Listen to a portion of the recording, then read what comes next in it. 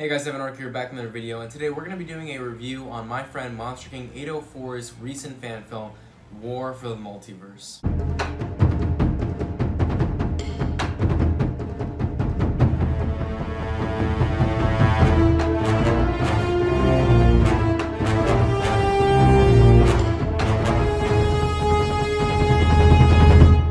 So as I said earlier, guys, this was directed by a very good friend of mine, MonsterKing 804. I've known him for years, and I've known that he's been working really hard on short battles and little stop-motion tests, but finally, he has come out with a huge stop-motion fan film, a very good lengthy one that I want to review in this video. So first things first, let's get into the pros about this movie.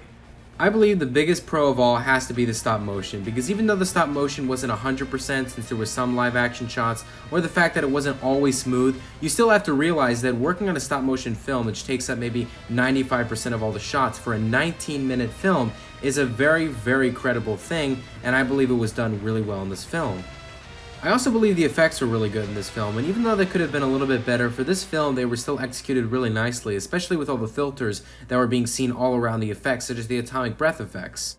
The third biggest pro before I get into the smaller pros is the editing of this film, as the editing was really well done in terms of doing transaction scenes between lots of the kaiju fighting, and it was really entertaining to watch all the way through. Other pros that I can give, and that might not have been as great as the stop motion or the effects, but were still pros, were the action scenes, since they took up a majority of the film, and they were really well executed in the way Godzilla fought off all the kaijus and of course fought off a different version of himself, as the theme of this movie, as we all know because the title, is the Multiverse. The final nitpick pro I can give this film is the angles from which these shots were filmed, because the majority of which made it feel like we were in the kaiju's space, and that's of course is a very important thing, especially when the action of this movie is, well, the entire movie itself. Alright guys, it is now time to get to the cons of this film. No.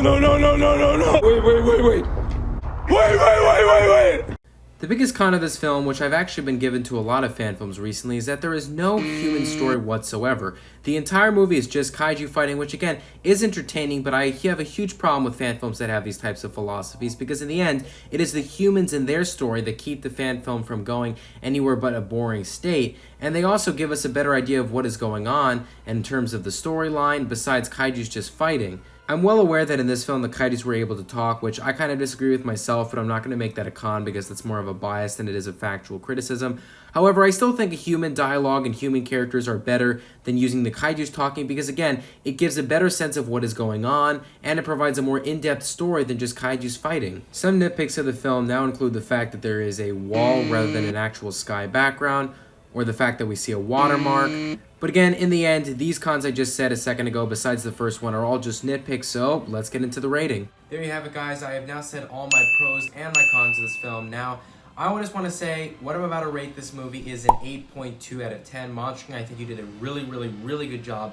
Of course you had your issues, but that's because no fan film is perfect, and I'm making this review so you know these issues and so you don't make the same mistake in the next fan film you make, presuming that's Chapter 2 of War of the Multiverse. Now, of course, there were some things in this review that I might not have mentioned because I didn't think they were that deserving of a con, but for instance, maybe you shouldn't really call it a stop-motion fan film if there are bits that are in stop-motion, or how maybe Godzilla and the monsters talking doesn't really work as well as if you were to just simply have human characters, which, as I said earlier, works much better. Despite all those things, I still think this is a very good fan film, and it's definitely deserving of a watch. Not only that, but I ask you all, if you have the availability to subscribe to MonsterKing 804 as soon as possible. I will link this fan film in the description below, where you can then watch it and then subscribe to his channel. Without further ado, guys, I hope you enjoyed this video. Like, comment, subscribe. See you guys later, and bye-bye.